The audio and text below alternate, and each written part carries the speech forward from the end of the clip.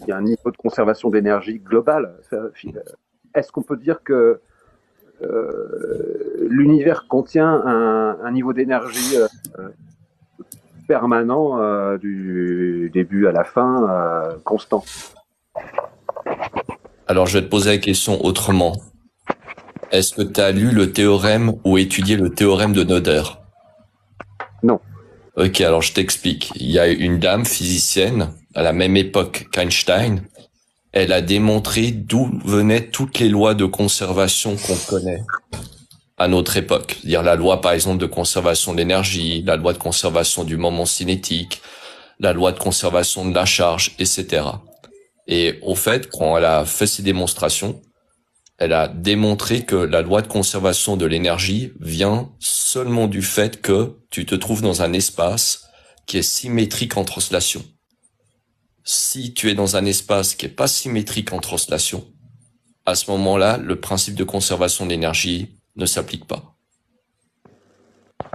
Parce qu'en fait, le principe de conservation de l'énergie vient de la propriété de symétrie de translation de l'espace-temps.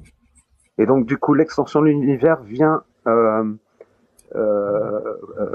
abolir la symétrie. T'as tout compris. Exact. Mais par contre, il y a des transferts entre cette extension et cette perte d'énergie de tous les photons de l'univers par l'expansion. Enfin, il y a quelque chose qu'on met en corrélation cette perte d'énergie, elle se dit dans quoi? C'est là tu me poses une colle, parce que je sais pas s'il y a un transfert d'énergie. C'est juste que tu calcules pas l'énergie de la même manière pour le coup. Il y a pas de transfert, je dirais. Franchement, tu me poses une colle.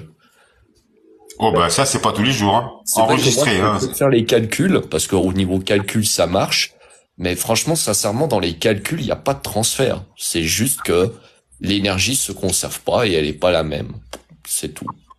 Mais tu me poses une colle. Je pense que si on cherche à interpréter, Parce que j'ai jamais eu de réponse à cette question. bah peut-être qu'il y a pas de réponse. Il y a peut-être Parce qu'il y a pas de transfert, il y a peut-être. des études quand même là-dessus, parce que elle est un peu évidente en même temps cette question à partir du, elle est un peu évidente, mais je vois, j'arrive pas à trouver. Je cherche peut-être très mal. Je pense pas que tu trouveras même à nouveau si j'ai pas de réponse, parce que tu fais peut-être partie des gens, parce que moi je déteste ça, hein. Je suis comme Feynman. Feynman disait ta gueule et calcul. C'est-à-dire faut pas interpréter. L'interprétation, ça c'est pas Feynman, hein, ça c'est moi. Il faut la laisser aux religions. Les calculs te donnent que bah voilà, l'énergie du photon va diminuer, mais il n'y a pas de transfert dans les calculs.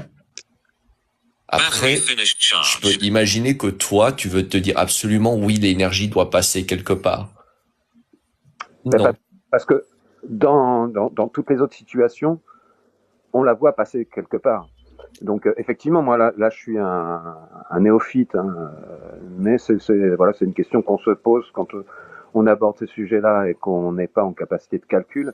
Et j'ai pas de réponse, j'arrive pas à me formuler de réponse et j'arrive pas à trouver des raisons. Mais ce que tu m'as dit déjà me permet de peut-être formuler ma question autrement. Mais... Il y a un truc, parce que je réfléchis pendant qu'on parle tous les deux, mais c'est tiré par les cheveux et faudrait le vérifier expérimentalement, mais je pense pas que ce soit vérifiable parce qu'il faudrait qu'on soit en dehors de notre univers. Je sais pas si tu es au courant, hein, le photon, c'est pas une particule en réalité. Est-ce que tu es au courant de ça? Je suis au courant que même onde corpuscule ne veut rien dire, mais voilà, ok. Est-ce que tu sais que le photon est une excitation, en l'occurrence, du champ quantique électromagnétique? Oui. Est-ce que tu sais que ce champ quantique électromagnétique est étendu sur tout l'univers? Oui. Ok. Est-ce que tu sais qu'au fait, un photon n'est pas localisé, mais dès qu'il émerge, par exemple d'un atome, par excitation, il occupe instantanément tout l'univers? Alors c'est le photon non local. Oui, j'ai abordé cette question. Voilà. Alors si on fait, mais là je fais de la spéculation, hein, parce que on m'a jamais amené à cette question. Si on spécule, on peut se dire bon, vu que le photon prend toute la dimension de notre univers, à ce moment-là, vu que l'univers s'agrandit, bah, l'énergie se répartit plus en termes d'espace-temps. Il est plus éparti. Et donc, localement, quand on mesure le photon, il a une plus petite énergie pour le coup. Ok, il est dilué, mais sa somme est proportionnellement est toujours la même. Enfin, quelque chose comme ça. Ouais, mais là, toi et moi, on fait de la spéculation. Hein. Oui, oui, ok. Voilà, là, on s'amuse à faire de la philosophie de bar PMU, comme j'appelle ça. Mais franchement, je pense qu'il y aura jamais de réponse à ta question, parce qu'il faudrait qu'on soit en dehors de notre univers pour faire la mesure. Ok, mais en tout cas, il n'y a pas de transfert de cette perte d'énergie qui donnerait de l'énergie à l'extension. Il n'y a pas dans les équations, il n'y a aucun transfert d'énergie qui n'apparaît quand tu fais les équations de la relativité générale avec le théorème de Noether. Il n'y a rien. Okay. C'est pas nécessaire. Et la fonction de l'extension, elle est énergétiquement parlant expliquée comment? Alors, redis depuis le début. L'extension de l'univers doit bien être mue par une énergie. Oui, effectivement, par une énergie négative actuellement, oui. Ok. Mais que cette énergie négative augmente, elle s'augmente pas d'elle-même. Non, elle s'augmente pas d'elle-même, c'est le vide qui la génère, c'est les fluctuations quantiques du vide. Ok. C'est ce qu'on appelle l'effet Casimir cosmologique. Oui, ça je connais. Ouais, à pas confondre avec l'effet Casimir classique. Hein. Il y a l'effet Casimir et l'effet Casimir cosmologique. Ok, alors là, je suis pas compétent. Ouais. Ok, j'irai regarder. Ouais. Ok, n'hésite pas. Après, c'est ça, même l'effet Casimir cosmologique reste spéculatif. Hein. C'est de la science relativement moderne, car je crois l'effet Casimir cosmologique, je crois qu'il date d'environ 40 ans.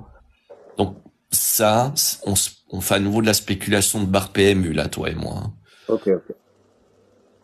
Bon, alors je laisse la spéculation. C'est toujours très agréable de spéculer, mais effectivement, c'est pas. Oui, c'est amusant intellectuellement.